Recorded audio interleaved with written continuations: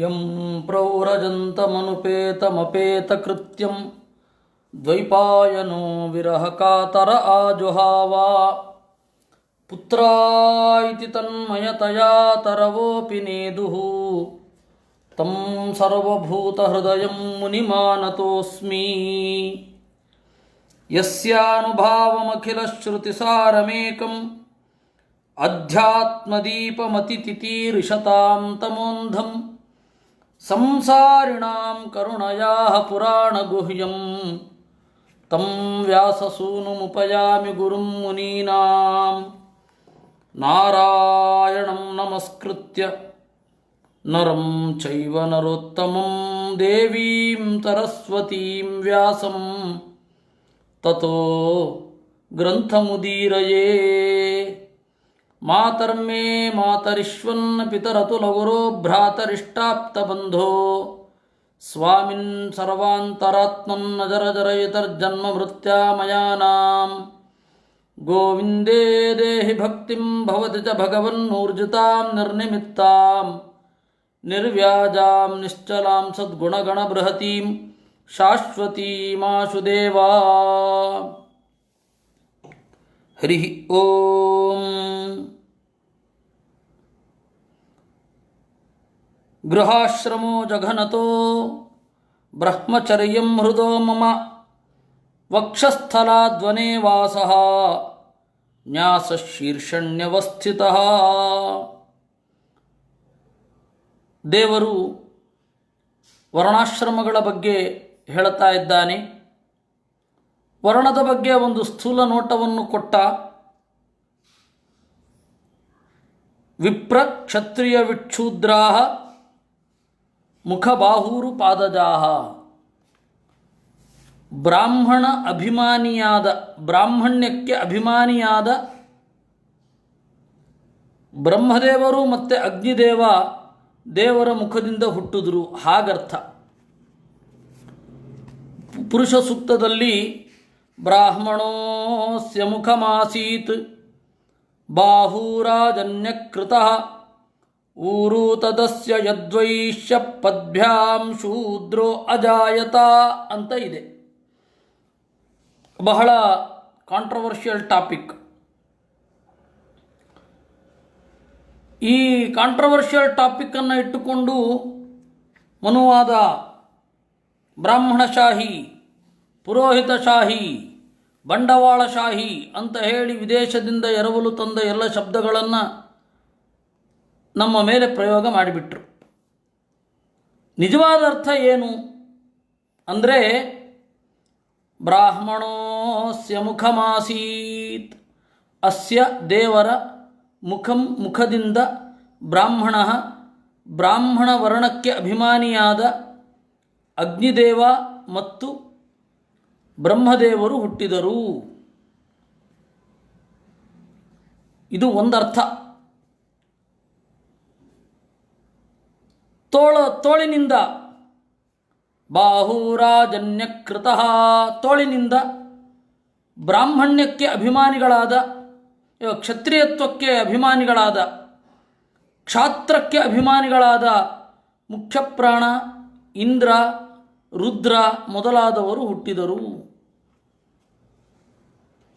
ಇನ್ನು ವರುಣ, ಕುಬೇರ ಮೊದಲಾದವರು ವೈಶ್ಯ ಜಾತಿಗೆ ಅಭಿಮಾನಿ ದೇವತೆಗಳು, ಅವರು ತೊಡೆಯಿಂದ ಹುಟ್ಟಿದರು. ನಿರುತಿ, ಯಮ ಮೊದಲಾದವರು ದೇವರ ಕಾಲಿನಿಂದ ಹುಟ್ಟಿದರು. ಇದು ನಿಜವಾದ ಅರ್ಥ. ಏನಾಗೋಗಿದೆ, ಅರ್ಥ ತಿಳಿಸ್ಲಿಕ್ಕಾಗದಷ್ಟು ದೂರ ಬಂದ್ಬಿಟ್ಟಿದ್ದೀವಿ ನಾವು. ಇರೋದು ಹೀಗೆ. ಸಮಾಜ ಪುರುಷ ಅಂತ ಮಾಡಿದಾಗ ಇದು ಹೀಗೇ ಇರೋದು. ಹೊರಗಡೆಯದ್ದನ್ನು ಇಟ್ಟುಕೊಂಡು ಜಾತಿ ಜಾತಿ ಅಂತ ಗಲಾಟೆ ಮಾಡೋದು, ಜಾತಿಯನ್ನು ಮೀರ್ತೇವೆ ಅಂತನ್ನೋರು ಜಾತಿ ಇಟ್ಟುಕೊಂಡೇ ಇದ್ದಾರೆ. ಜಾತಿ ಅಂತ ಹೇಳ್ತಾರೆ ಅಂತ ಯಾರು ಹೇಳ್ತಾರೆ ಅವರು ಯಾವತ್ತೋ ಸೆಕ್ಯುಲರ್ ಆಗೋಗಿದ್ದಾರೆ. ಇದು ಇವತ್ತಿನ ಭಾರತದ ಪರಿಸ್ಥಿತಿ.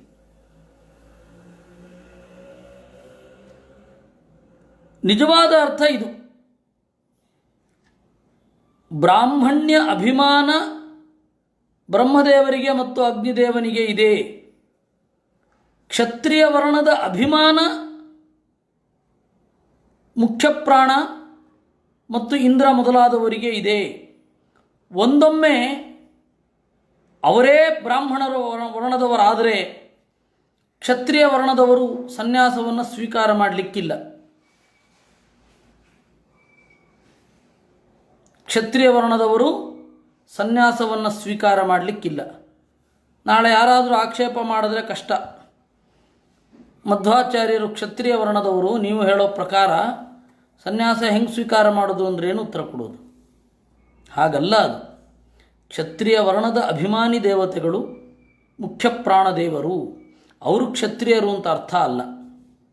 ದೇವತೆಗಳಲ್ಲಿ ವರ್ಣಾಭಿಮಾನ ಇದೆಯೇ ವಿನಃ ಅವರು ಆ ವರ್ಣಕ್ಕೆ ನೇರವಾಗಿ ಸಂಬಂಧಪಟ್ಟಿಲ್ಲ. ಇದನ್ನು ಅರ್ಥ ಮಾಡಿಕೊಳ್ಬೇಕು. ಇದು ಒಂದು ಅರ್ಥ.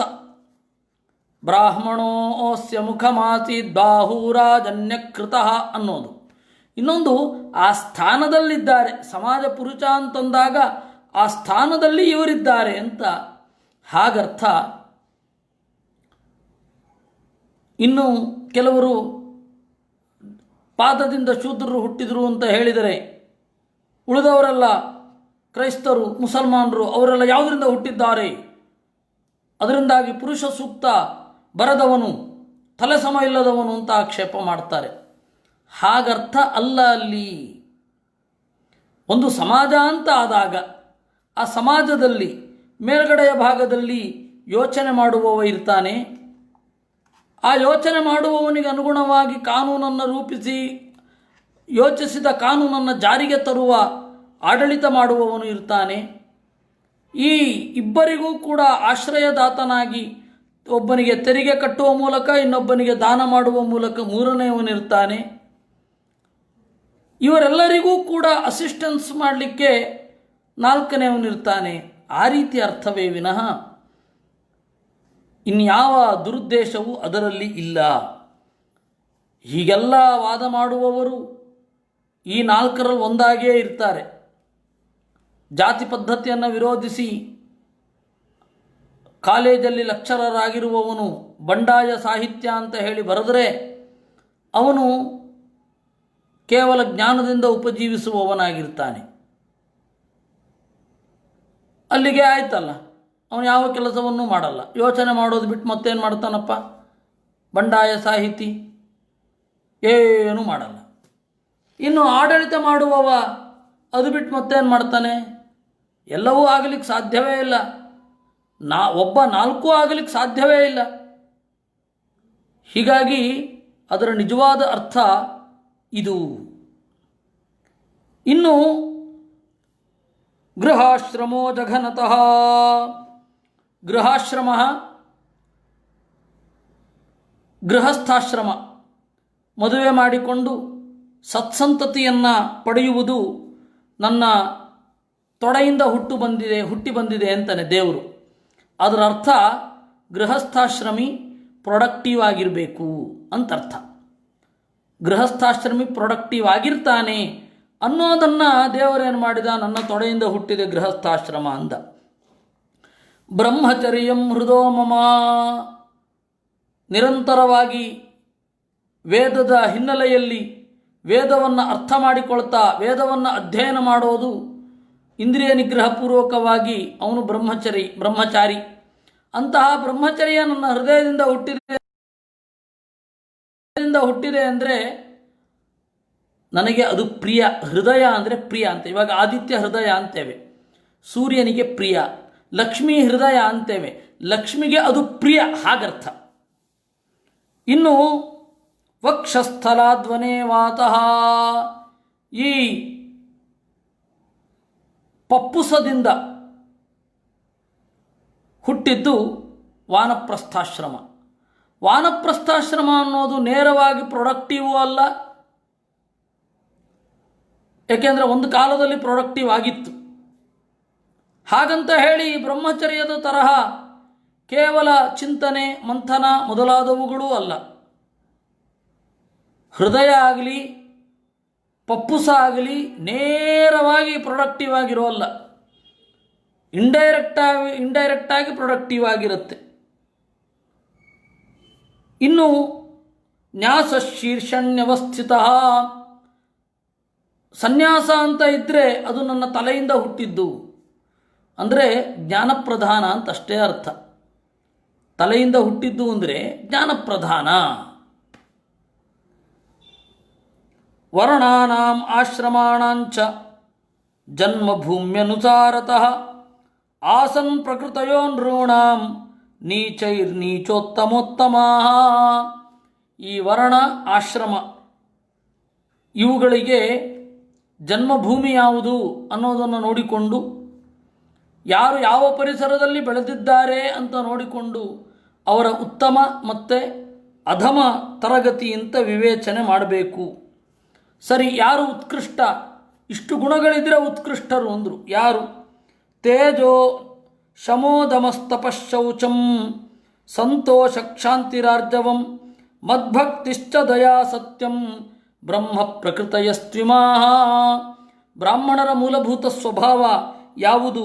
ಶಮ ಅಂದರೆ ಭಕ್ತಿ, ದಮ ಅಂದರೆ ಇಂದ್ರಿಯ ನಿಗ್ರಹ, ತಪಃ ಅಂದರೆ ಆಲೋಚನೆ, ಶೌಚ ಅಂತಂದರೆ ಮನಸ್ಸಿನಲ್ಲಿ ಶುದ್ಧವಾಗಿ ಇರೋದು, ಸಂತೋಷ ಅಂದರೆ ಸಿಕ್ಕಿದ್ರಲ್ಲಿ ತೃಪ್ತಿ, ಕ್ಷಾಂತಿ ಅಂದರೆ ಹೊರಗಡೆಯ ಶತ್ರುಗಳನ್ನು ಕ್ಷಮಿಸೋದು ಅಂತ ಅರ್ಥ, ಆರ್ಜವಂ ಅಂದರೆ ನೇರವಾದ ನಡೆ, ಎಲ್ಲದಕ್ಕೂ ಶಿಖರಪ್ರಾಯವಾಗಿ ನನ್ನ ಭಕ್ತಿ. ಇಷ್ಟು ಇದ್ದರೆ ದಯೆ, ಆಮೇಲೆ ಸತ್ಯ, ಭೂತಗಳಲ್ಲಿ ದಯೆ. ಸತ್ಯ ಅಂದರೆ ಸಜ್ಜನರಿಗೆ ಹಿತವಾಗುವಂತಹ ನಡವಳಿಕೆ, ಇದು ಬ್ರಾಹ್ಮಣರ ಸ್ವಭಾವ. ತೇಜೋಬಲಂ ಧೃತಿಶ್ಚೌರ್ಯಂ ತಿತಿಕ್ಷೌದಾರ್ಯಮುದ್ಯಮಃ ಸ್ಥೈರ್ಯಂ ಬ್ರಹ್ಮಣ್ಯಮೈಶ್ವರ್ಯಂ ಕ್ಷತ್ರ ಪ್ರಕೃತಯಸ್ತ್ವಿಮಾಃ.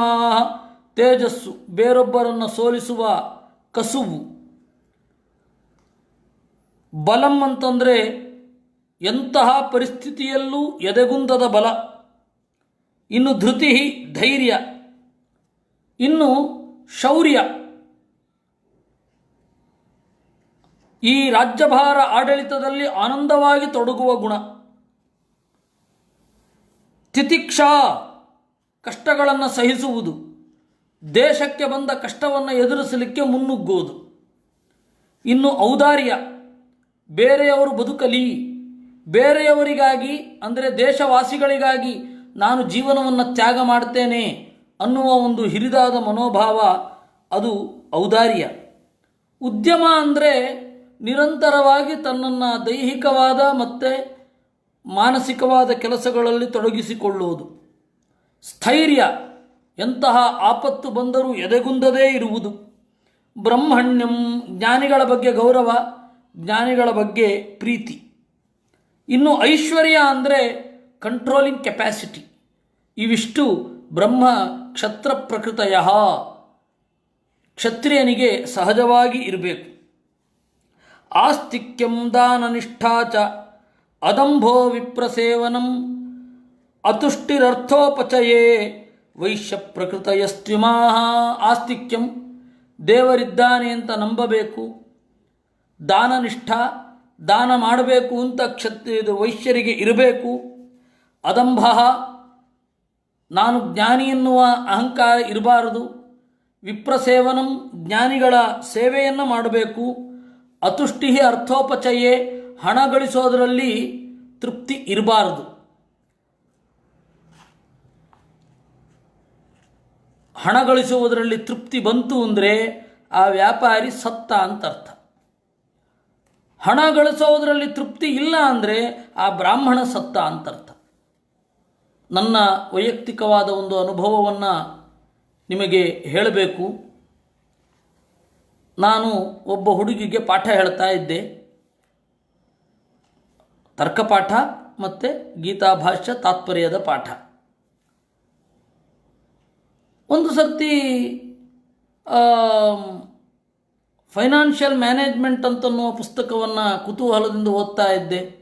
ನಮ್ಮ ಸಂದೀಪ್ ಅವರು ಅದನ್ನು ಕೊಟ್ಟಿದ್ದು ಓದಿ ಅಂತ.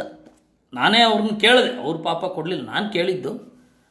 ಹಾಗೆ ಕೊಟ್ಟಾಗ ಒಂದು ಸರ್ತಿ ಅದನ್ನು ಓದ್ತಾ ಓದ್ತಾ ಓದ್ತಾ ಆನ್ಲೈನ್ ಟ್ರೇಡಿಂಗ್ ಮಾಡುವ ಅಂತ ಒಂದು ದುರ್ಬುದ್ಧಿ ಉಂಟಾಯಿತು.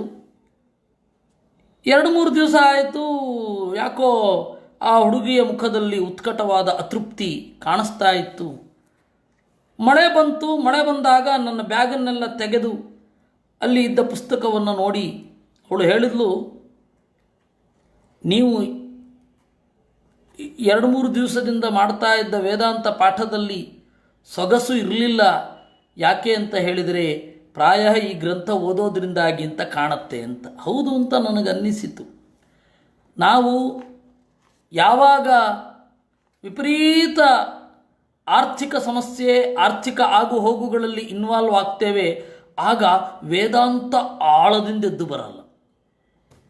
ವೇದಾಂತ ಆಳದಿಂದ ಎದ್ದು ಬರಬೇಕು ಅಂತಂದರೆ ಅಟ್ಲೀಸ್ಟ್ ನಾವು ಅದನ್ನು ಹ್ಯಾಂಡ್ಲ್ ಮಾಡದೇ ಇರಬೇಕು. ಅದು ನನಗೆ ಜೀವನದಲ್ಲಿ ಮರೆಯಲಾರದ ಪಾಠ ಆಯಿತು.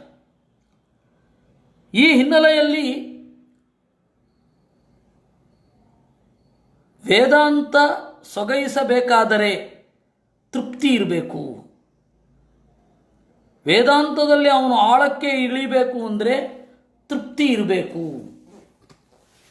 ದೇವರು ಈಗ ಅದಕ್ಕೆಲ್ಲ ಅನುಕೂಲವನ್ನು ಮಾಡಿಕೊಟ್ಟಿದ್ದಾನೆ. ಎಲ್ಲ ತಲೆಬಿಸಿಗಳನ್ನು ನಮ್ಮ ಇನ್ನೊಂದು ಭಾಗ ನೋಡಿಕೊಳ್ಳುತ್ತೆ. ಅದರಿಂದಾಗಿ ವೇದಾಂತದಲ್ಲಿ ಒಂದು ಸ್ವಲ್ಪ ಪ್ರವೃತ್ತಿ ಚೆನ್ನಾಗಿದೆ. ಯಾಕೆ ಹೇಳಿದೆ ಅಂತಂದರೆ, ಅವನಿಗೆ ಇರಬಾರದು, ಇವನಿಗೆ ಇರಬೇಕು. ರಾಜನೂ ಅಷ್ಟೇ. ನರಾಜ ಯಸ್ತ್ವಸಂತೃಪ್ತ ಅಸಂತುಷ್ಟೋ ದ್ವಿಜೋ ನಷ್ಟ ಸಂತುಷ್ಟಶ್ಚ ಮಹೀಪತಿ ಅಂತ. ಅತೃಪ್ತನಾಗದ ರಾಜ ಬೇಗ ನಿವೃತ್ತನಾಗಬೇಕು. ರಾಜನಿಗೆ ತೃಪ್ತಿ ಇರಬಾರದು ದೇಶದ ಬೆಳವಣಿಗೆಯ ಬಗ್ಗೆ. ಹಾಗೆ ಬ್ರಾಹ್ಮಣನಿಗೆ ಅತೃಪ್ತಿ ಇರಬಾರದು. ಅವರ ಬೆಳವಣಿಗೆಗೆ 2 ಬಹಳ ದೊಡ್ಡ ತೊಂದರೆಗಳು ಅಂತ ವಿದುರ ಹೇಳ್ತಾನೆ. ಅದರಿಂದ ಇಲ್ಲಿ ಹೇಳ್ತಾ ಇರೋದು ಅತುಷ್ಟಿ ಅರ್ಥೋಪಚಯೇ ವೈಶ್ಯ ಪ್ರಕೃತಯ. ವ್ಯಾಪಾರ ಮಾಡುವವರಿಗೆ ಹಣ ಗಳಿಸೋದರಲ್ಲಿ ಅತೃಪ್ತಿ ಇರಬೇಕು.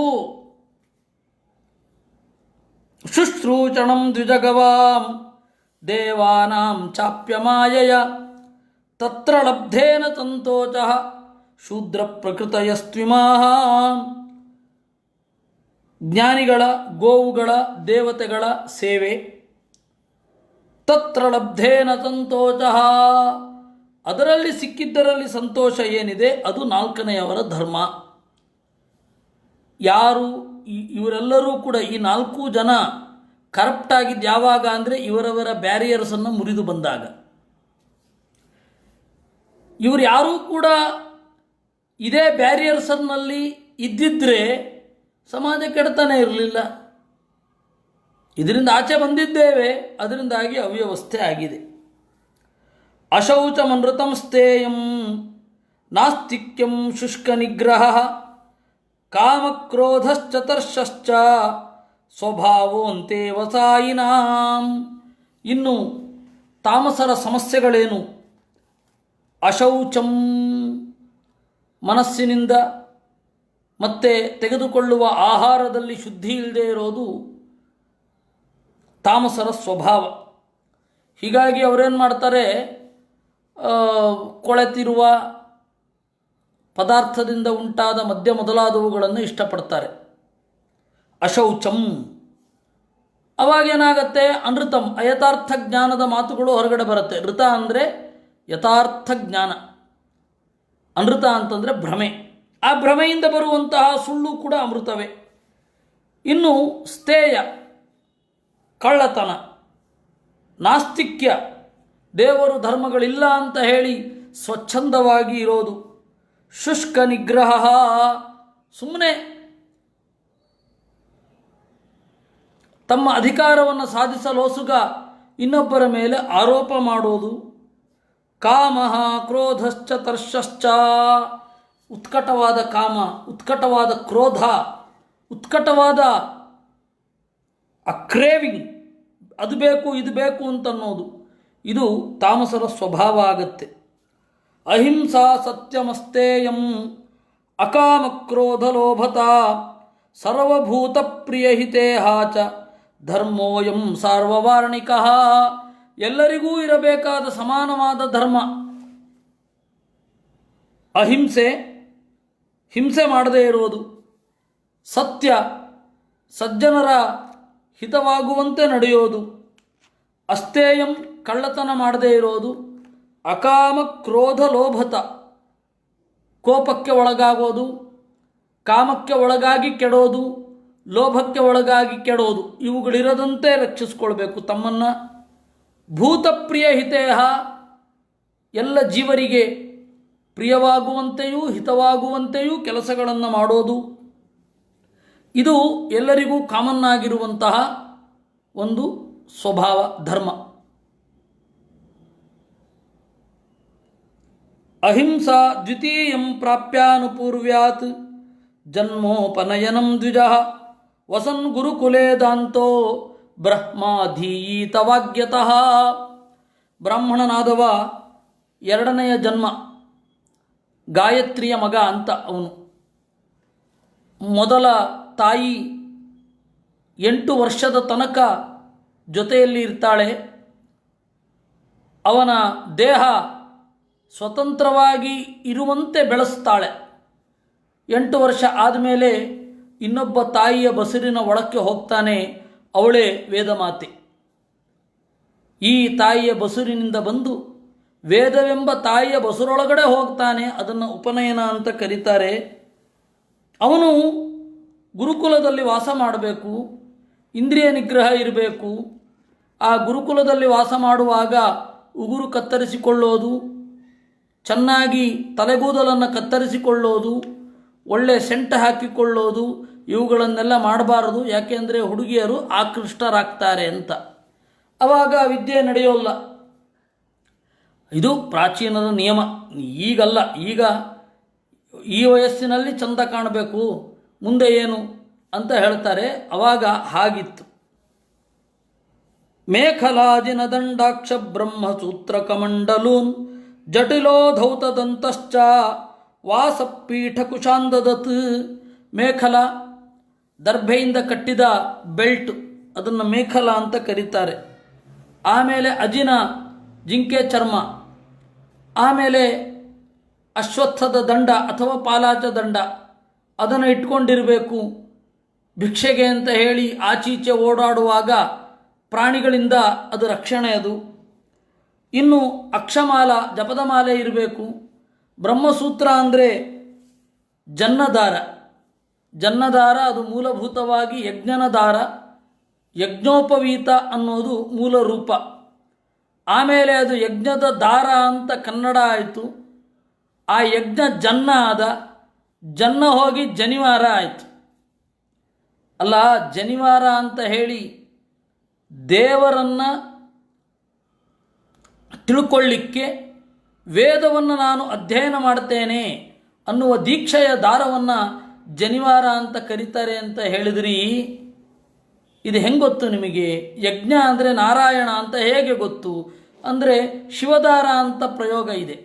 ಅಂದರೆ ನಾವು ಶಿವನಿಗಾಗಿ ವೇದವನ್ನು ಅಧ್ಯಯನ ಮಾಡ್ತೇವೆ ಅಂತ ಯಾರು ಸಂಕಲ್ಪಿಸ್ತಾರೋ ಅವರು ಶಿವದಾರ ಹಾಕ್ತಾರೆ. ಶಿವದಾರ ಅಂತ ಇರಬೇಕಾದ್ರೆ ಅದರಂತೆಯೇ ಇರುವುದು ಯಜ್ಞದ ದಾರ, ಅಂದರೆ ದೇವರ ದಾರ ಅಂತಲೇ ಆಗಬೇಕಲ್ವಾ. ಅವನು ಬ್ರಹ್ಮಸೂತ್ರವನ್ನು ಧರಿಸಬೇಕು. ನೀರು ಹಾಕಲಿಕ್ಕೆ ಎಲ್ಲಿ ಹೋದರೂ ಕಮಂಡಲವನ್ನು ಇಟ್ಕೊಂಡಿರಬೇಕು. ಜಟಿಲ ಜಟೆ ಬಿಟ್ಕೊಂಡಿರಬೇಕು. ಚಂದ ಮಾಡಿ ತಲೆ ಬಾಚಿಕೊಂಡು ಎಣ್ಣೆ ಹಾಕಿ ಚೆನ್ನಾಗಿ ಕಾಣಿಸ್ಕೋಬಾರ್ದು. ಜಟಿಲ. ನಾನು ಚಿಕ್ಕಂದಿನಲ್ಲಿ ಒಮ್ಮೆ ಎಣ್ಣೆ ಹಾಕಿ ತಲೆ ಬಾಚ್ಕೊಳ್ತಾ ಇದ್ದೆ. ಈಗ ಇರುವ ಭಂಡಾರಕೆರೆ ಸ್ವಾಮಿಗಳು ಅಯ್ಯೋ ವಿಪರೀತ ಸಿಟ್ಟು ಅಂದರೆ ವೈರಲ್ಲೇ ಮಾತಾಡಿಸ್ತಾ ಇದ್ದಿದ್ದವರು. ಒಂದು ಬಿದ್ದಿತ್ತು ಏಟು, ಒಂದು ಬಿದ್ದಿದ್ವು. ಈಗ ನೆನಪಿಸ್ಕೊಂಡ್ರೆ ಆಗುತ್ತೆ. ಎಣ್ಣೆ ಹಾಕಿಕೊಂಡಿದ್ದಕ್ಕೆ ನಾನಷ್ಟು ಪೆಟ್ಟು ತಿಂದಿದ್ದೆ. ಪ್ರಾಯ ಬ್ರಹ್ಮಚಾರಿಗಳು ಎಣ್ಣೆ ಹಾಕ್ಕೊಳ್ಬಾರದು. ತಲೆಗೆ ಎಣ್ಣೆ ಹಾಕಿಕೊಂಡು ಚಂದ ಕಾಣಿಸಿಕೊಳ್ಬಾರದು ಅಂತ ಅಷ್ಟು ಹಾಗಿತ್ತೋ ಏನೋ. ಆದರೆ ವಿದ್ಯಾಮಾನ್ಯರು ಕರೆದು ಅವರಿಗೆ ಬುದ್ಧಿ ಹೇಳಿದ್ರು, ಮಕ್ಕಳು ತಂದೆ ತಾಯಿಗಳನ್ನು ಬಿಟ್ಟು ಬಂದಿರ್ತಾರೆ, ಈ ರೀತಿ ಹೊಡಿಬಾರದು, ಅಷ್ಟು ಗರ್ವ ಅಂದರೆ ಸಿಟ್ಟು ಅಂತ ತುಳುನಲ್ಲಿ, ಅಷ್ಟು ಸಿಟ್ಟು ಇರಬಾರದು ಅಂತ ಹೇಳಿದರು. ಇರಲಿ, ಬ್ರಹ್ಮಚರ್ಯದಲ್ಲಿ ಇದ್ದವ ಒಬ್ಬ ಕೂದಲನ್ನು ಚಂದ ಮಾಡಿ ಬಾಚಿಕೊಳ್ಳೋದಕ್ಕೆ ನಿಷೇಧ ಇದೆ. ಅಧೌತದಂತಶ್ಚ, ಹಲ್ಲು ತಿಕ್ಕಿಕೊಳ್ಬಾರ್ದು ಅಂತ. ಇದನ್ನು ವಿದ್ಯಾಮಾನ್ಯರು ಹೇಳ್ತಾ ಇದ್ರು. ಹಲ್ಲಿ ತಿಕ್ಕಿಕೊಳ್ಬಾರ್ದು ಅಂತ ಅರ್ಥ ಅಲ್ಲ, ಪರಿಮಳ ಬರಬಾರ್ದು ಹಲ್ಲಿನಿಂದ. ಯಾಕೆಂದರೆ ಪರಿಮಳ ಬಂತು ಅಂದರೆ ಅದು ಯಾರ್ದ್ಯಾರ್ದೋ ಯಾರ್ಯಾರಿಗೋ ಬಂದು ಹತ್ತಿರ ಬಂದು ಮಾತನಾಡುವ ಅಂತ ಅನಿಸುತ್ತೆ. ಪರಿಮಳ ಬರಬಾರದು. ಬ್ರಹ್ಮಚರ್ಯದಲ್ಲಿ ಇದ್ದವ ಆ ತರಹದ ಪ್ರಸಂಗಗಳನ್ನು ನಿವಾರಿಸಬೇಕು. ಅದರಿಂದಾಗಿ ಹಲ್ಲು ಉಜ್ಜಬೇಕು, ವಾಸನೆ ಬರಬಾರ್ದು, ಪರಿಮಳವೂ ಬರಬಾರ್ದು, ಆ ತರಹ ಉಜ್ಜಬೇಕು ಅಂತ ಅವರು ಹೇಳ್ತಾ ಇದ್ದರು. ವಾಸಪೀಠ ಕುಶಾಂದದತ್, ಮಣೆ ದರ್ಭೆ ಇವುಗಳನ್ನು ಇಟ್ಕೊಂಡಿರಬೇಕು. ಸ್ನಾನ ಭೋಜನ ಹೋಮೇಶು ಜಪೋಚ್ಚಾರೇ ಚ ವಾಗ್ಯತಃ ನಚ್ಛಿಂದ್ಯಾನ್ನ ಖರೋಮಾಣಿ ಕಕ್ಷೋಪಸ್ಥಗತಾನ್ಯಪಿ.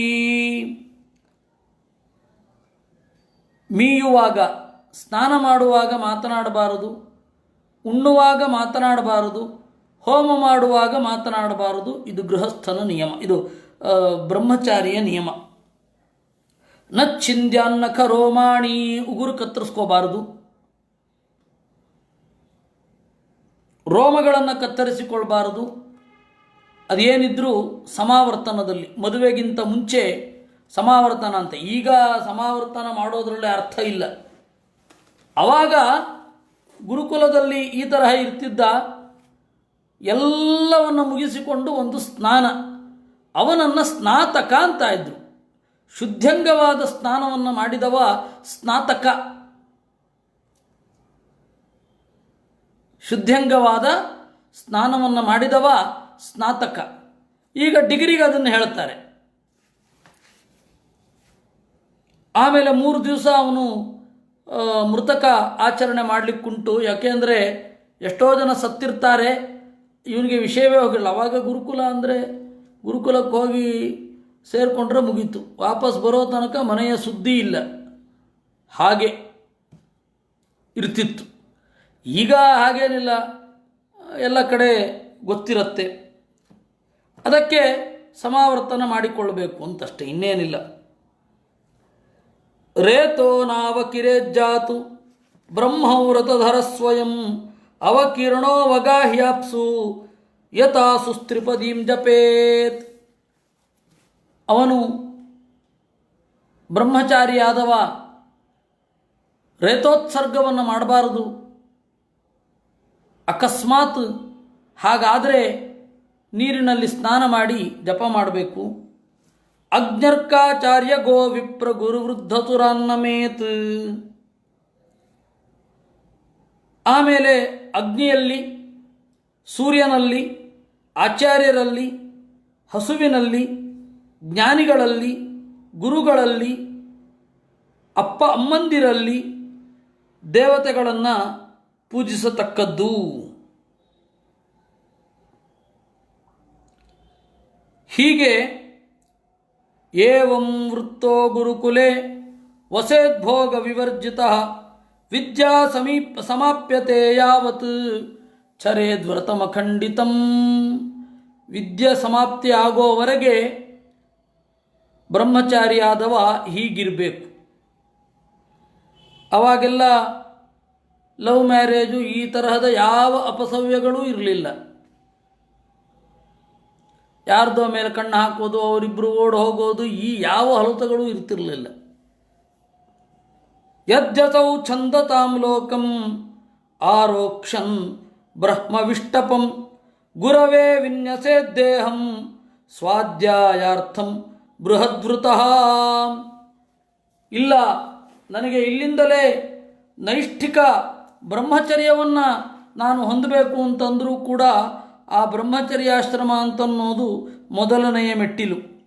ಸ್ತ್ರೀಣಾಂ ಅಗ್ನೇ ಗುರವು ಆತ್ಮನಿ ಚ ಸರ್ವಭೂತೇಷು ಮಾಂ ಪರಂ ಅಪೃಥಗ್ಧೀರುಪಾಸೀತ ಬ್ರಹ್ಮವರ್ಚಸ್ಯ ಕಲ್ಮಷಃ. ಹೀಗೆ ನೈಷ್ಠಿಕ ಬ್ರಹ್ಮಚರ್ಯವನ್ನು ಹೊಂದಲು ಇಷ್ಟ ಇರುವವ ಎಲ್ಲರಲ್ಲಿ ನನ್ನನ್ನು ಕಾಣುತ್ತಾ ಅಗ್ನಿಯಲ್ಲಿ ವಿಚೇತವಾಗಿ ಉಪಾಸನೆ ಮಾಡಬೇಕು. ಸ್ತ್ರೀಣಾಂ ನಿರೀಕ್ಷಣ ಸ್ಪರ್ಶ ಸಲ್ಲಾಪಕ್ಷ್ವೇಳನಾಧಿಕಂ ಪ್ರಾಣಿನೋ ಮಿಥುನೀಭೂತಾನ್ ಅಗೃಹಸ್ಥೋಗ್ರತಸ್ತ್ಯಜೇತ್. ಹೆಣ್ಣು ಮಕ್ಕಳನ್ನು ಕಾಮದ ದೃಷ್ಟಿಯಲ್ಲಿ ನೋಡೋದು, ಮುಟ್ಟೋದು, ಮಾತನಾಡೋದು ಅಷ್ಟೇ ಯಾಕೆ, ಒಟ್ಟಾಗಿರುವ ಪಶುಗಳನ್ನೂ ನೋಡಬೇಡಿ ಅಂತ ಹೇಳ್ತಾರೆ. ಹಾಗೆ ಅಖಂಡವಾದ ಬ್ರಹ್ಮಚರ್ಯವನ್ನು ನಡೆಸಬೇಕು. ಶೌಚಮಾಚಮನಂ ಸ್ನಾನಂ ಅಂದರೆ ಗೃಹಸ್ಥನಲ್ಲದವ ಇದನ್ನು ನೋಡಬಹುದು, ಗೃಹಸ್ಥನಾದವ ಇದನ್ನೆಲ್ಲ ಮಾಡಬಹುದು, ಶಾಸ್ತ್ರದ ಅನುಮತಿ ಇದೆ. ಆದರೆ ಬ್ರಹ್ಮಚರ್ಯದಲ್ಲಿ ಇರುವವ ಇದ್ಯಾವುದನ್ನು ಮಾಡಬಾರದು ಅಂತ. ಶೌಚಮಾಚಮನಂ ಸ್ನಾನಂ ಸಂಧ್ಯೋಪಾಸನಮಾರ್ಜವಂ ತೀರ್ಥಸೇವಾ ಜಪೋಸ್ಪೃಶ್ಯ ಭಕ್ಷ್ಯ ಸಂಭಾಷ್ಯವರ್ಜನಂ.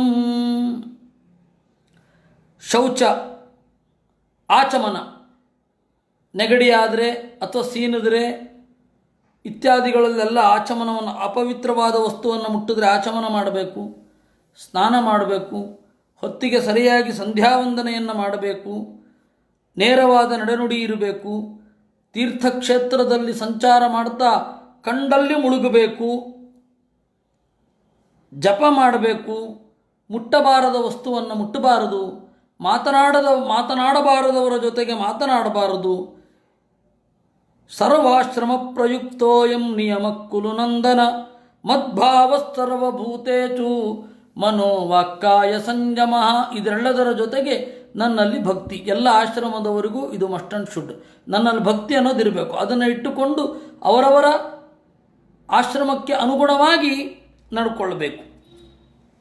ಏವಂ ಬ್ರಹ್ಮವ್ರತಧರಃ ಬ್ರಾಹ್ಮಣೋಗ್ನಿರಿವಜ್ವಲನ್ ಮದ್ಭಕ್ತಸ್ತೀವ್ರ ತಪಸ ದಗ್ಧ ಕರ್ಮಾಚಯೋಮಲಃ.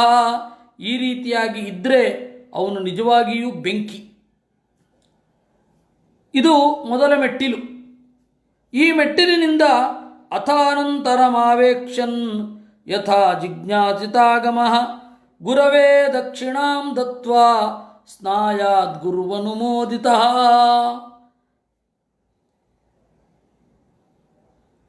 ನಂತರದ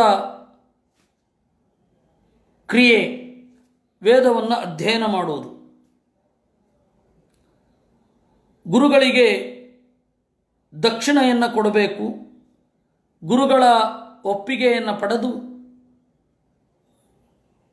ಗಂಧಸ್ನಾನವನ್ನು ಮಾಡಬೇಕು.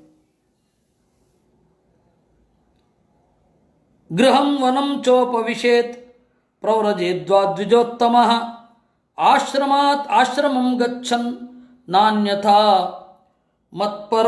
ಮತ್ಪರಶ್ಚರೇತ್. ಸರಿ, ಅಲ್ಲಿಂದ ಗೃಹಸ್ಥಾಶ್ರಮಕ್ಕಾದರೂ ಹೋಗಬಹುದು, ನೇರ ವಾನಪ್ರಸ್ಥಾಶ್ರಮಕ್ಕೂ ಹೋಗಬಹುದು, ಸನ್ಯಾಸಾಶ್ರಮಕ್ಕೂ ಹೋಗಬಹುದು. ಅದು ಅವರವರ ರುಚಿ, ಅವರವರ ಸ್ವಭಾವ, ಅವರವರ ಶಕ್ತಿ. ಗೃಹಾರ್ಥಿ ಸದೃಶೀಂ ಭಾರ್ಯಾಂ ಉದ್ವಹೇತ್ ಅಜುಗುಪ್ಸಿತಾಂ ಯವೀಯಸೀಂತು ವಯಸಾ ಸವರ್ಣಾಂ ಯಾಮನುಕ್ರಮಾತ್.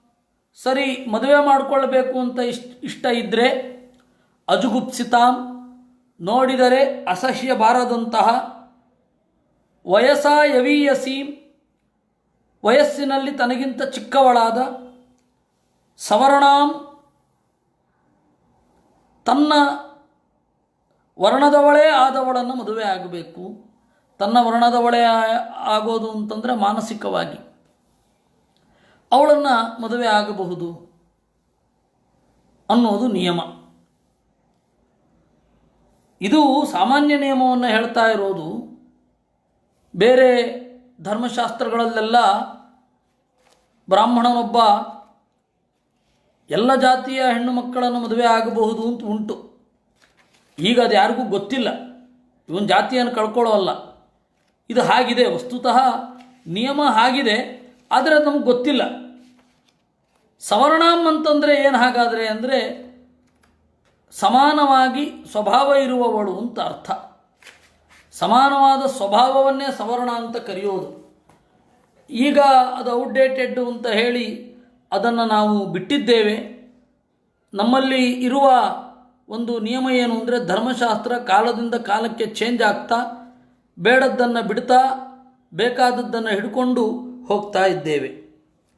ಅದರಲ್ಲಿ ಇದು ಒಂದಾಗಿದೆ. ಇನ್ನು ಯವೀಯ ಸೀಮಿತ ವಯಸ್ಸ, ವಯಸ್ಸಿನಲ್ಲಿ ಚಿಕ್ಕವಳಾಗಿರಬೇಕು ಅಂತ. ಯಾಕೆ ಅಂತಂದರೆ ವಯಸ್ಸಿನಲ್ಲಿ ಚಿಕ್ಕವಳಾಗಿದ್ದರೆ ಇವನು ಅವಳಿಗೆ ಸೇವೆ ಮಾಡೋದು ತಪ್ಪುತ್ತೆ, ಅಧ್ಯಯನಕ್ಕೆ ಮುಂದುವರಿಬಹುದು. ವಯಸ್ಸಿನಲ್ಲಿ ದೊಡ್ಡವಳಾಗಿದ್ದರೆ ಇವನು ಸೇವೆ ಮಾಡ್ತಾ ಕೊಡಬೇಕಾಗತ್ತೆ, ಅವಳು ಬೇಗ ಅಶಕ್ತಳಾಗ್ತಾಳೆ ಅಂತ. ಈ ತರಹದ ಒಂದು ವಿಚಾರ ಅಷ್ಟೆ. ಅದನ್ನು ಅರ್ಥ ಮಾಡಿಕೊಂಡು ಅದಕ್ಕನುಗುಣವಾಗಿ ಇರಬೇಕು. ಇಜ್ಜಾಧ್ಯಯನದಾನಾನಿ ಸರ್ವೇಷಾಂಚ ದ್ವಿಜನ್ಮನಾಂ ಪ್ರತಿಗ್ರಹೋಧ್ಯಾಪನಂಚ ಬ್ರಾಹ್ಮಣಸ್ಯೈವ ಯಾಜನಂ.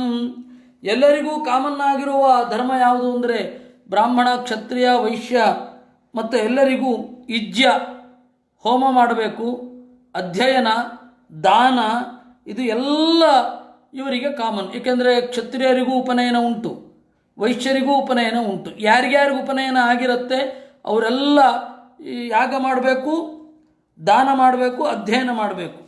ಪ್ರತಿಗ್ರಹೋಧ್ಯಾಪನಂತೂ ಬ್ರಾಹ್ಮಣಸ್ಯೈವ ಯಾಜನಂ. ದಾನವನ್ನು ಸ್ವೀಕಾರ ಮಾಡೋದು, ಪಾಠವನ್ನು ಹೇಳೋದು ಮತ್ತು ಯಾಗ ಮಾಡಿಸೋದು, ಪೌರೋಹಿತ್ಯ, ಅದು ಬ್ರಾಹ್ಮಣನಿಗೆ ಸಲ್ಲಬೇಕು. ಪ್ರತಿಗ್ರಹಂ ಮನ್ಯಮಾನಃ ತಪಸ್ತೇಜೋ ಯಶೋನುದಂ ಅನ್ಯಾಭ್ಯಾಮೇವ ಜೀವೇತ ಶಿಲೈರ್ವಾದೋ ಚ ದೃಕ್ತಯೋ. ಇನ್ನು ದಾನ ಇತ್ಯಾದಿಗಳ ಬಗ್ಗೆ ವಿಪರೀತ ಆಸಕ್ತನಾಗಿ ದಾನವನ್ನು ಕೊಡಿ ಅಂತ ಕೇಳೋದು, ತಾನು ಮುಂದೆ ಹೋಗೋದು ಇತ್ಯಾದಿಗಳನ್ನೆಲ್ಲ ಮಾಡಬಾರದು. ಯಾಕೆ ಅಂದರೆ ಅದು ಕೀರ್ತಿಯನ್ನು ನಾಶ ಮಾಡಿಬಿಡತ್ತೆ, ನಮ್ಮ ಬಗೆಗೆ ಒಂದು ಹಗುರವಾದ ಭಾವನೆಯನ್ನು ಉಂಟು ಮಾಡುತ್ತೆ ಅನ್ನೋದಲ್ಲದೆ ದೇವರ ಕಡೆಗೆ ಹೋಗೋದು ಮರೆತು ಹೋಗುತ್ತೆ. ಅದರಿಂದಾಗಿ ವಿಪರೀತ ಹಪಹಪಿಸಬಾರದು. ಅಯ್ಯೋ ದಾನ ಕೊಡ್ರಿ, ನನಗೆ ದಾನ ಕೊಡ್ರಿ ಅಂತ ಹಪಹಪಿಸಬಾರದು. ಅನ್ಯಾಭ್ಯಾಮೇವ ಜೀವೇತ. ಅದರಿಂದ ಅಧ್ಯಯನ ಮೊದಲಾದವುಗಳನ್ನು ಮಾಡಿಕೊಂಡಿರಬೇಕು. ಶಿಲೈರ್ವ ದೋಚ ದೃಕ್ತಯೋ. ಎಲ್ಲದರಲ್ಲಿಯೂ ನಿಮಗೆ ಸಮಸ್ಯೆ ಅಂತ ಕಂಡು ಬಂದರೆ ಶಿಲೋಂಚ ವೃತ್ತಿ, ಹೊಲದ ಬಳಿಯೋ ಮರದ ಬಳಿಯೋ ಬಿದ್ದ ಹಣ್ಣುಗಳು, ಬಿದ್ದ ಬೇಳೆಕಾಳುಗಳು ಇವುಗಳನ್ನು ಆರಿಸಿ ತಂದು ಉಣ್ಣೋದು. ದ್ರೋಣಾಚಾರ್ಯರಿದ್ರಲ್ಲ ಹಾಗೆ. ಅದು ಯಾವ ತೊಂದರೆಗೂ ಕಾರಣ ಆಗಲ್ಲ. ಬ್ರಾಹ್ಮಣಸ್ಯ ಹಿ ದೇಹೋಯಂ ಕ್ಷುದ್ರ ಕಾಮಾಯನೇಶ್ಚತೆ ಕೃಚ್ಛ್ರಾಯ ಮಹತೆ ಚೇಹ ಪ್ರೇತ್ಯಾನಂತ ಸುಖಾಯ ಚ. ಬ್ರಾಹ್ಮಣನ ದೇಹ ಕ್ಷುದ್ರ ಕಾಮಗಳನ್ನು ತೀರಿಸಿಕೊಳ್ಳುವುದಕ್ಕಲ್ಲ, ಇಲ್ಲಿ ಕಷ್ಟಪಡಲಿಕ್ಕೇನೆ ಬ್ರಾಹ್ಮಣ ದೇಹ ಇರೋದು. ಇಲ್ಲಿ ಕಷ್ಟಪಟ್ಟು ಅಲ್ಲಿ ಅನಂತ ಸುಖವನ್ನು ಪಡೆಯಲಿಕ್ಕೆ ಬ್ರಾಹ್ಮಣ ದೇಹವನ್ನು ದೇವರು ಕೊಟ್ಟಿರೋದು. ಶಿಲೋಂಚ ವೃತ್ಯ ಪರಿತುಷ್ಟ ಚಿತ್ತ ಧರ್ಮಂ ಮಹಾಂತಂ ವಿರಜಂ ಜುಷಾಣ ಮಯ್ಯರ್ಪಿತಾತ್ಮ ಗೃಹ ಏವ ತಿಷ್ಠನ್ ನಾತಿ ಪ್ರಸಕ್ತ ಸಮುಪೈತಿ ಶಾಂತಿಂ. ಶಿಲೋಂಚ ವೃತ್ತಿಯಿಂದ ಗೃಹಸ್ಥಾಶ್ರಮದಲ್ಲಿ ಕೂಡ ಇರಬಹುದು, ಇರಲಿಕ್ಕೆ ಶಾಸ್ತ್ರ ಚಾನ್ಸ್ ಪ್ರೊವೈಡ್ ಮಾಡಿದೆ. ನನ್ನಲ್ಲಿ ಮನಸ್ಸನ್ನು ಇಟ್ಟು ಗೃಹಸ್ಥಾಶ್ರಮದಲ್ಲಿಯೇ ಇದ್ದು ಈ ಲೋಕದ ಜಂಜಡಗಳಲ್ಲಿ ಬಹಳವಾಗಿ ತೊಡಗಿಕೊಳ್ಳದವನು ಕೂಡ ನನ್ನನ್ನು ಹೊಂದುತ್ತಾನೆ. ಸಮುದ್ಧರಂತಿಯೇ ವಿಪ್ರಂ ಸೀದಂತಂ ಮತ್ಪರಾಯಣಂ ತಾನುದ್ಧರಿಶ್ಚೇನ ಚಿರಾತ್ ಆಪದೋ ನೌರಿವಾರ್ಣವಾತ್. ಕಷ್ಟದಿಂದ ಬ್ರಾಹ್ಮಣನನ್ನು ಯಾರು ಮೇಲ್ಗಡೆ ಎತ್ತುತ್ತಾರೆ ಅವರನ್ನು ಕಂಡ್ರೆ ನನಗೆ ಬಹಳ ಪ್ರೀತಿ. ಬ್ರಾಹ್ಮಣರಿಗೆ ಕಷ್ಟ ಬರದಂತೆ ಸುತ್ತಮುತ್ತಲಿದ್ದವರು ನೋಡಿಕೊಂಡ್ರೆ ಅದರಷ್ಟು ಪ್ರೀತಿ ನನಗೆ ಇನ್ಯಾವುದರಿಂದಲೂ ಆಗೋದಿಲ್ಲ. ಸರ್ವಾ ಸಮುದ್ಧರೇದ್ರಾಜ ಪಿತೇವ ವ್ಯಸನಾತ್ ಪ್ರಜಾ ಆತ್ಮಾನಂ ಆತ್ಮನಾ ಧೀರೋ ಯಥಾ ಗಜಪತಿರ್ಗಜಾನ್. ಒಬ್ಬ ರಾಜ ಎಲ್ಲ ರೀತಿಯಿಂದ ಬೇರೆಯವರನ್ನು ರಕ್ಷಣೆ ಮಾಡಬೇಕು. ಸುತ್ತಮುತ್ತಲಿದ್ದವರಿಗೆ ಜ್ಞಾನಿಯ ಹೊಣೆ ಮಾತ್ರ, ರಾಜನಿಗೆ ಇವರೆಲ್ಲರ ಹೊಣೆ. ಕೆಳಗಡೆ ಬಿದ್ದವ್ರನ್ನ ಮೇಲ್ಗಡೆ ಎತ್ತಲಿಕ್ಕೆ ಅಂತಲೇ ಅವನು ದೊರೆಯಾಗಿರೋದು. ಸರಿ, ಇದರಲ್ಲೇ ತೊಡಗೋದಲ್ಲ, ಆತ್ಮೋದ್ಧಾರಕ್ಕೆ ರಾಜನು ಪ್ರಯತ್ನಿಸಬೇಕು ಅಂತ. ಇದನ್ನು ನಾವು ಒಂದೇ ಶಬ್ದದಲ್ಲಿ ಹೇಳಿದ್ದೇವೆ, ರಾಜ ಋಷಿ ಅಂತ. ಇದನ್ನು ಎಕ್ಸ್ಪ್ಲೈನ್ ಮಾಡಲಿಕ್ಕೆ ಸಾಕ್ರೆಟೀಸು ಪುಟಗಟ್ಟಲೆ ತಗೊಂಡಿದ್ದಾನೆ. ಒಬ್ಬ ರಾಜನಾದವನು ಸನ್ನಿಹಿತನಾಗಿರಬೇಕು, ಕಾವ್ಯಾದಿಗಳಲ್ಲಿ ಆಸಕ್ತಿ ಇರಬೇಕು, ಇತಿಹಾಸದಿಂದ ಪಾಠ ಕಲಿಬೇಕು, ಅಂತ ಲಿಸ್ಟುಂಟು. ನಾವು ಅದನ್ನು ಒಂದೇ ಒಂದು ಪದದಿಂದ ಡಿಸ್ಕ್ರೈಬ್ ಮಾಡಿಬಿಟ್ಟಿದ್ದೇವೆ, ರಾಜನಾಗಿದ್ದು ಋಷಿಯಂತೆ ಇರಬೇಕು, ಅವನು ರಾಜಋಷಿ ಅಂತ.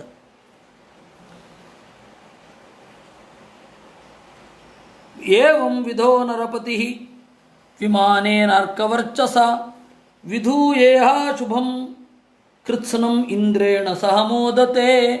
ಈ ರೀತಿಯಾಗಿ ಒಬ್ಬ ರಾಜ ತನ್ನ ಪ್ರಜೆಗಳನ್ನು ದುಃಖದಿಂದ ಉದ್ಧರಿಸಿ ತಾನೂ ಕೂಡ ದೇವರ ಪೂಜೆಯಂತ ಆಡಳಿತವನ್ನು ನಡೆಸುವವನಾದರೆ ಇಂದ್ರನ ಜೊತೆಗೆ ಸಹಭೋಗವನ್ನು ಪಡೆಯುತ್ತಾನೆ. ಸೀದನ್ ವಿಪ್ರೋ ವಣಿವೃತ್ಯ ಪಣ್ಯೈರೇವಾ ಪದಂ ತರೇತ್ ಖಡ್ಗೇನ ವಾ ಪದಾಕ್ರಾಂತಃ ನಶ್ವವೃತ್ಯ ಕಥಂಚನ.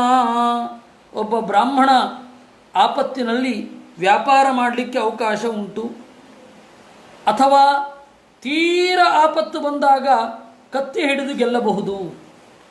ಆಪದ್ಧರ್ಮ ಅದು. ವೈಶ್ಯವೃತ್ಯ ತುರಾಜನ್ಯೋ ಜೀವೇನ್ ಮೃಗಯಯಾಪದಿ ಚರೇದ್ವಾ ವಿಪ್ರರೂಪೇಣ ನಶ್ವವೃತ್ಯ ಕಥಂಚನ. ವೈಶ್ಯವೃತ್ತಿಯಿಂದ ರಾಜನೋರ್ವ ಬದುಕಬಹುದು. ಆಪತ್ತು ಬಂದಾಗ ಮೃಗಯಯ ಆಪದಿ, ಆಪತ್ತಿನಲ್ಲಿ ಬೇಟೆ ಆಡಿಯೂ ಆ ಪ್ರಾಣಿಗಳನ್ನು ಮಾರಿ ಜೀವಿಸಲಿಕ್ಕೆ ಶಾಸ್ತ್ರ ಅನುಮತಿ ಕೊಡುತ್ತೆ ಒಬ್ಬ ಕ್ಷತ್ರಿಯನಿಗೆ. ಚರೇದ್ವಾ ವಿಪ್ರರೂಪೇಣ, ಅಥವಾ ತೀರ ಆಪತ್ತು ಬಂತು ಅಂದರೆ ಬ್ರಾಹ್ಮಣರ ಧರ್ಮವನ್ನು ಕೈಗೊಳ್ಳಬಹುದು. ಶೂದ್ರವೃತ್ತಿಂ ಭಜೇದ್ವೈಶ್ಯ ಶೂದ್ರೋ ವೈ ಕಾರುಕ ಕ್ರಿಯಾಂ ಕೃಚ್ಛನನ್ಮುತ್ರೋ ನಗರ್ಹೇಣ ವೃತ್ತಿಂ ಲಿಪ್ಸೇತ ಕರ್ಮಣಾಂ. ಶೂದ್ರವೃತ್ತಿಂ ಭಜೇತ್. ಒಬ್ಬ ವೈಶ್ಯ ಸೇವೆಯನ್ನು ಮಾಡಬಹುದು. ಕಾರುಕ ಕ್ರಿಯಾಂ, ಒಬ್ಬ ತೀರ ತೊಂದರೆ ಆಯಿತು ಅಂತ ಹೇಳಿದ್ರೆ ಬಡಗಿ ಕೆಲಸವನ್ನೂ ಕೂಡ ಕಲಿಯಬಹುದು. ಕೃಚ್ಛ್ರಾನ್ ಮುಕ್ತೋ ನಗರ್ಹೇಣ, ಆ ಕಷ್ಟ ಮುಗಿದ ಮೇಲೆ ಆ ನೀಚವಾದ ವೃತ್ತಿ ಬದುಕಿಗಾಗಿ ಏನಾದರೂ ಕೈಗೊಂಡಿದ್ದರೆ ಅದರಿಂದ ಆಚೆ ಬರಬೇಕು. ವೇದಾಧ್ಯಾಯೀ ಸ್ವಧಾ ಸ್ವಾಹ ಬಲ್ಯನ್ಯೈ ಯಥೋದಯಂ ನೃದೇವ ಪಿತೃಭೂತಾನಿ ಮದ್ರೂಪಾಣ್ಯನ್ವಹಂ ಯಜೇತ್. ವೇದವನ್ನು ಅಧ್ಯಯನ ಮಾಡುವ ಬ್ರಾಹ್ಮಣ ಕ್ಷತ್ರಿಯ ವೈಶ್ಯರು ಸ್ವಧಾ ಅಂತನ್ನುವ ಮೂಲಕ ಪಿತೃದೇವತೆಗಳನ್ನು ಪೂಜಿಸಬೇಕು. ಸ್ವಾಹ ಅನ್ನೋದರ ಮೂಲಕ ದೇವತೆಗಳನ್ನು ಪೂಜಿಸಬೇಕು. ಬಲಿಯನ್ನು ನೀಡುವ ಮೂಲಕ ಪ್ರಾಣಿಗಳ ಒಳಗಡೆ ಇರುವ ದೇವರನ್ನು ಸಂತೋಷಗೊಳಿಸಬೇಕು. ಅನ್ನದ ಮೂಲಕ ಹಸಿದವರನ್ನು ತೃಪ್ತಿಪಡಿಸಿ ಅವರ ಒಳಗಡೆ ಇರುವ ದೇವರನ್ನು ಒಲಿಸಬೇಕು. ಇವರೆಲ್ಲರೂ ಕೂಡ ನನ್ನ ರೂಪ ಅಂತ ಚಿಂತನೆ ಮಾಡಬೇಕು. ಅದಕ್ಕೆ ದೇವರು ಹೇಳಿದ ನನ್ನ ರೂಪ ಅಂತಂದರೆ ದೇವರ ಮಾತಿನ ಅಭಿಪ್ರಾಯ ಹೀಗೆ ಅಂದರು ಆಚಾರ್ಯರು. ಪ್ರತಿಮೆ ಹೇಗೆ ದೇವರ ಸನ್ನಿಧಾನಕ್ಕೆ ಪಾತ್ರವೋ ಹಾಗೆ ಇವರೆಲ್ಲರೂ ಕೂಡ ನನ್ನ ಸನ್ನಿಧಾನಕ್ಕೆ ಪಾತ್ರರು. ಈ ಎಲ್ಲ ಸೇವೆಯನ್ನು ನನ್ನಲ್ಲಿ ಭಕ್ತಿಯಿಂದ ಮಾಡಬೇಕು ಅಂತ ಇದರರ್ಥ. ಈ ರೀತಿ ಒಬ್ಬ ಆಪತ್ತನ್ನು ದಾಟಿ ತನ್ನ ವೃತ್ತಿಯನ್ನು ನೆನಪಲ್ಲಿಟ್ಟುಕೊಂಡು ಮತ್ತೆ ಅದಕ್ಕೆ ಮರಳುವಂತೆ ವ್ಯವಸ್ಥೆ ಮಾಡಿಕೊಂಡಿರಬೇಕು. ತನ್ನ ಪರಂಪರೆಯವರಿಗೆ ಹೇಳಿ, ನೋಡ್ರಪ್ಪ, ಇದು ಕಷ್ಟಕಾಲ, ನಾವೇನೋ ಈ ರೀತಿ ಬದುಕಿಗಾಗಿ ಮಾಡ್ತಾ ಇದ್ದೇವೆ, ನೀವು ಮುಂದಿನ ತಲೆಮಾರು ನಿಮಗೆ ಏನಾದರೂ ಸುಖವಾಗಿ ಬದುಕುವ ಅವಕಾಶ ಬಂತು ಅಂದರೆ ಈ ರೀತಿ ಮಾಡಿ, ಅಥವಾ ಈ ಕಷ್ಟದಿಂದ ಆಚೆ ಬಂದಾಗ ಹೀಗೆ ಮಾಡಿ ಅಂತ ಹೇಳಬಹುದು. ಈ ರೀತಿ ತಮ್ಮ ಅಸ್ಮಿತೆಯನ್ನು ನೆನಪಲ್ಲಿ ಇಟ್ಟುಕೊಂಡು ಮತ್ತೆ ನಿರುಮ್ಮಳವಾಗಿ ಬದುಕ್ತಾರೆ ಅಂತಂದರೆ ಹಿಂದೆ ಹೋಗಬೇಕು. ಇದು ಆಪದ್ಧರ್ಮದಿಂದ ಕಳಚಿಕೊಂಡ ಮೇಲೆ ಮತ್ತೆ ಧರ್ಮಕ್ಕೆ ಮರಳುವ, ಇದು ಕನ್ವರ್ಷನ್ ಅಲ್ಲ, ರಿವರ್ಷನ್ ಅಂದರು. ಕನ್ವರ್ಷನ್ನು ಅವ್ರು ಯಾರೂ ಮಾಡಬೇಕಾಗಿಲ್ಲ, ಜನ ಪರಿಸ್ಥಿತಿಗೆ ಅನುಗುಣವಾಗಿ ಆಗಿ ಹೋಗ್ತಾರೆ. ರಿವರ್ಷನ್ ಅನ್ನೋದು ಆ ಕುಟುಂಬದವರು ಮಾಡಬೇಕು. ಆ ರಿವರ್ಷನ್ ಅನ್ನೋದು ಮುಖ್ಯ. ಹೀಗಾಗಿ ವಿಷ್ಣು ಪುರಾಣದಲ್ಲಿ ಬೇಕಾದಷ್ಟು ಜನ ಅದ್ಯ ಪ್ರಭೃತಿ ತತ್ಕ್ಷತ್ರಂ ಬ್ರಹ್ಮೋತ್ತರಮ ವರ್ತತ, ಅಲ್ಲಿಯ ತನಕ ಕ್ಷತ್ರಿಯರಾಗಿದ್ದವರು ಮುಂದೆಲ್ಲ ಬ್ರಾಹ್ಮಣರಾಗಿ ಕನ್ವರ್ಟ್ ಆಗೋದ್ರು, ಅಲ್ಲಿ ತನಕ ಕ್ಷತ್ರಿಯರಾಗಿದ್ದವರು ವೈಶ್ಯರಾಗಿ ಕನ್ವರ್ಟ್ ಆಗೋದ್ರು, ಮತ್ತೆ ರಿವರ್ಟ್ ಆದರು ಅಂತೆಲ್ಲ ಬರುತ್ತೆ. ಕಾಲದ ಅಂತ ದೊಡ್ಡ ಓಟದಲ್ಲಿ ಇವೆಲ್ಲ ನಮಗೆ ಈಗ ವಿಪರೀತ ಕಾಡುತ್ತೆ, ಮಾನಸಿಕವಾಗಿ ಖೇದ ಆಗುತ್ತೆ. ಅಯ್ಯೋ, ಎಲ್ಲರೂ ಕೂಡ ದಾರಿ ತಪ್ತಾ ಇದ್ದಾರೆ, ಎಲ್ಲ ಕಡೆ ದಾರಿ ತಪ್ಪಿ ಸರಿಯಾಗಿ ಅರ್ಥ ಮಾಡಿಕೊಳ್ಳದೆ ಎಲ್ಲರೂ ಕೂಡ ಕ್ರಿಶ್ಚಿಯಾನಿಟಿಗೆ, ಇಸ್ಲಾಂಗೆ ಕನ್ವರ್ಟ್ ಆಗೋಗ್ತಾ ಇದ್ದಾರೆ ಅಂತ ನಮಗೆ ಅನ್ನಿಸುತ್ತೆ. ಹೌದು, ಆ ದುಃಖ ವೈಯಕ್ತಿಕವಾಗಿ ನನಗೂ ಆಗುತ್ತೆ, ಮನಸ್ಸಿನ ಆಳದಲ್ಲಿ ವಿಪರೀತ ನೋವು ಕೊಡುತ್ತೆ. ಆದರೆ ನಾವು ಅಶಕ್ತರು ಅಥವಾ ಅಲ್ಪಶಕ್ತರು. ಆದರೆ ಎಲ್ಲವನ್ನು ತಿಳ್ಕೊಂಡಿರೋ ಒಬ್ಬ ದೇವರು ಅಂತ ಇದ್ದಾನಲ್ವ, ಅವನು ಗೊತ್ತು ಏನು ಮಾಡಬೇಕು ಅಂತ, ಮಾಡ್ತಾನೆ. ಅದೊಂದೇ ನಮಗೆ ಈಗ ಇರುವ ದಾರಿ. ಅದರ ಎಡೆಯಲ್ಲಿ ಶುದ್ಧ ಸಂಪ್ರದಾಯವನ್ನು, ಶುದ್ಧ ಜ್ಞಾನವನ್ನು ಉಳಿಸಬೇಕು. ಅದು ಬಿಟ್ಟು ನಮ್ಮ ಕೈಲೇನಿದೆ? ಶುದ್ಧ ಜ್ಞಾನವೇ ಉಳಿಲಿಲ್ಲ ಅಂದರೆ ಈ ಭಾಷ್ಯ ಆಚರಣೆಗಳೆಲ್ಲ ಉಳಿದೇನು ಪ್ರಯೋಜನ? ಅದರಿಂದ ನಮ್ಮೆಲ್ಲರ ಆದ್ಯತೆ ಶುದ್ಧವಾದ ಜ್ಞಾನದನ್ನು ನಾವು ಗಳಿಸಬೇಕು, ನಮ್ಮ ಪಕ್ಕದಲ್ಲಿರೋರಿಗೆ ಕೊಡಬೇಕು, ನಿರಂತರವಾಗಿ ವಿಚಾರ ಮಾಡಬೇಕು. ಅಷ್ಟು ಬಿಟ್ಟು ಮತ್ತೇನಿದೆ ಹೇಳಿ? ಇದು ನಮ್ಮ ಮುಂದೆ ಇರುವ ದಾರಿ. ಯದೃಚ್ಛಯೋಪಪನ್ನೇನ ಶುಕ್ಲೇನೋಪಾರ್ಜಿತೇನ ವಾ ಧನೇನ ಪೀಡಯನ್ ಭೃತ್ಯಾನ್ ಮಾಂ ಯಜೇತ ಅನ್ವಹಂ.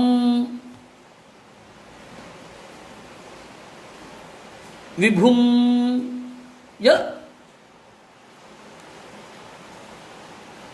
ಯದೃಚ್ಛಯೋಪಪನ್ನೇನ, ದೇವರು ಕೊಟ್ಟ ಹಣದಿಂದ ಬದುಕುವುದು. ಶುಕ್ಲೇನ, ಆ ಹಣ ಶುದ್ಧವಾಗಿ ಇರಬೇಕು, ಅನ್ಯಾಯದಿಂದ ಗಳಿಸಿದ್ದು ಆಗಿರಬಾರದು. ಅದರಿಂದ ತನ್ನ ಮನೆಯ ಕೆಲಸದವರನ್ನೂ ಕೂಡ ಅಪೀಡಯನ್, ಕಾಡಬಾರದು. ಸಂಬಳ ಕೊಡ್ತಾ ಇದ್ದೇವೆ ಅಂತ ಹೇಳಿ ನಮ್ಮ ಮನೆಯ ಕೆಲಸದವರನ್ನು ವಿಪರೀತ ದುಡಿಸಿ ಅವರ ಕಣ್ಣಲ್ಲಿ ನೀರು ಹಾಕಿಸಬೇಡ ಅಂತ ಹೇಳುತ್ತೆ. ಧನೇನ ಅಪೀಡಯನ್ ಭೃತ್ಯಾನ್, ಅವರು ಹಿಂಸೆಗೊಳ್ಳುವಂತೆ ಮಾಡಬಾರದು, ಅವರನ್ನು ಹಿಂಸಿಸಬಾರದು. ಇದರ ಮೂಲಕವೂ ನನ್ನನ್ನು ಪೂಜಿಸಬೇಕು. ಕುಡುಂಬೇಶು ನ ಸಜ್ಜೇತ ನ ಪ್ರಮಾದ್ಯೇತ್ ಕುಡುಂಬ್ಯಪಿ ವಿಪಶ್ಚಿನ್ನಶ್ವರಂ ಪಶ್ಯೇತ್ ಅದೃಷ್ಟಮಪಿ ದೃಷ್ಟವತ್. ಕುಟುಂಬದ ಸಂಗತಿಗಳಲ್ಲೇ ಮುಳುಗಿ ಹೋಗಬಾರದು. ಕುಡುಂಬೇಶು ನ ಸಜ್ಜೇತ್, ಕುತ್ಸಿತ ಡುಂಬ, ವಕ್ರತ್ವ ಬಂಧುಗಳಲ್ಲಿರುತ್ತೆ. ಅದು ಬಂಧುಗಳಿಗೂ ಮಿತ್ರರಿಗೂ ಇರುವ ವ್ಯತ್ಯಾಸ ಇದು. ಬಂಧುಗಳು ನಮಗೆ ಇವನು ಒಳ್ಳೆಯದು ಮಾಡಬೇಕು, ಅದು ಇವನು ಕರ್ತವ್ಯ ಅಂತ ನೋಡ್ತಾರೆ. ತಮ್ಮ ಕರ್ತವ್ಯವನ್ನು ಕೆಲವರು ಮರಿಬಹುದು. ಸಾಮಾನ್ಯ ಬಂಧುಗಳ ಎಕ್ಸ್ಪೆಕ್ಟೇಷನ್ ಹಾಗೆ. ಇವನಿಗೆ ಸಂಪತ್ತು ಇದೆ ಅಂದರೆ ನಮಗೆ ಸಹಾಯ ಮಾಡಬೇಕು. ಬಂಧು ಆಗಿದ್ದರೆ ಬಂಧು ಇದು ಆಗಿರೋದಕ್ಕೇನು ಪ್ರಯೋಜನ? ಮಿತ್ರರಾದರೆ ಹಾಗಲ್ಲ. ಅವರೇನು ಮಾಡ್ತಾರೆ, ಆದರೆ ಒಳ್ಳೆಯದು ಅಂತ ಯೋಚನೆ ಮಾಡ್ತಾರೆ. ಇದು ಬಂಧುಗಳಿಗೂ ಮಿತ್ರರಿಗೂ ಇರುವಂತಹ ದೊಡ್ಡ ಒಂದು ವ್ಯತ್ಯಾಸ. ಅದರಿಂದಾಗಿ ಒಬ್ಬ ಕುಟುಂಬದಲ್ಲಿ ನಡೆಯುವ ಸಂಗತಿಗಳನ್ನೆಲ್ಲ ಗಾಢವಾಗಿ ತಲೆಗೆ ಹಚ್ಚಿಕೊಂಡು ಅದನ್ನು ಹೃದಯಕ್ಕೆ ತೆಗೆದುಕೊಂಡು ಒದ್ದಾಡಬಾರದು. ಅದಕ್ಕೆ ಭಾಗವತ ಹೇಳಿತು, ಕುಟುಂಬೇಚು ನ ಸಜ್ಜೇತ ನ ಪ್ರಮಾದ್ಯೇತ್ ಕುಟುಂಬ್ಯಪಿ.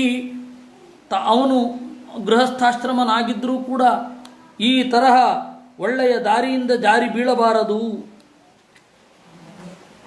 ವಿಪಶ್ಚಿನ್ನಶ್ವರಂ ಪಶ್ಚೇತ್ ಅದೃಷ್ಟಮಪಿ ದೃಷ್ಟವತ್. ಕಾಣದೇ ಇರುವ ವಿಪತ್ತನ್ನು ಕಂಡಂತೆ ಎಚ್ಚರಿಕೆಯಿಂದ ವರ್ತಿಸಬೇಕು. ಒಬ್ಬ ಗೃಹಸ್ಥಾದವ ಹಾಗಿರಬೇಕು. ಪುತ್ರದಾರಾಪ್ತ ಬಂಧೂನಾಂ ಸಂಗಮಪ್ಪಾಂಥ ಸಂಗಮ ಅನುದೇಹಂ ಭವಂತ್ಯೇತೆ ಸ್ವಪ್ನೋ ನಿದ್ರಾನುಗೋಯಥಾ. ಮಲಗಿ ನಿದ್ರೆ ಮಾಡಿದ ಪ್ರತಿಯೊಬ್ಬನಿಗೂ ಕನಸು ಹೇಗೆ ಬೀಳುತ್ತೋ, ಕನಸಿನಲ್ಲಿ ಅನೇಕ ಜನರ ಸಂಪರ್ಕ ಹೇಗೆ ಆಗ್ತದೋ, ಹಾಗೆ ಎಚ್ಚರದಲ್ಲಿ ಬೇರೆ ಬೇರೆ ಜನ್ಮದಲ್ಲಿ ಈ ಬಂಧುಗಳ ಸಂಪರ್ಕ ಆಗತ್ತೆ. ಅದರಿಂದಾಗಿ ಇದ್ದಷ್ಟು ಪ್ರೀತಿಸಬೇಕು, ಆದಷ್ಟು ನೆರವಾಗಬೇಕು. ಆದರೆ ಇದರಿಂದ ನಾವು ಕುಗ್ಗಬಾರದು ಅಂತನ್ನುವ ಬುದ್ಧಿ ಇರಬೇಕು. ಇತ್ತಂ ಪರಿಮೃಚನ್ ಯುಕ್ತೋ ಗೃಹೇಶು ಅತಿಥಿವದ್ವಸನ್ ನಗೃಹೈರನುಬದ್ಧೇತ ನಿರ್ಮಮೋ ನಿರಹಂಕೃತಿ. ಮನೆಯಲ್ಲಿಯೂ ಕೂಡ ಅತಿಥಿಯಂತೆ ಇರಬೇಕು ಅಂತ ಎಲ್ಲರೂ ಕೋಟ್ ಮಾಡೋದು ಇಲ್ಲಿ ಇರೋದು. ಮನೆಯಲ್ಲಿ ಅತಿಥಿಯಂತೆ ಇರಬೇಕು ಅಂತಂದರೆ ನಾನೇನು ಕೆಲಸ ಮಾಡೋಲ್ಲ, ಮನೆಯ ಆಗು ಹೋಗುಗಳಲ್ಲಿ ನನ್ನ ಪಾತ್ರ ಏನೂ ಇಲ್ಲ ಅಂತಲ್ಲ, ನಿನ್ನ ಕರ್ತವ್ಯ ಮಾಡಬೇಕು, ಎಕ್ಸ್ಪೆಕ್ಟ್ ಮಾಡಬೇಡ ಅಂತ ಅಷ್ಟೇ ಅದರ ಅರ್ಥ.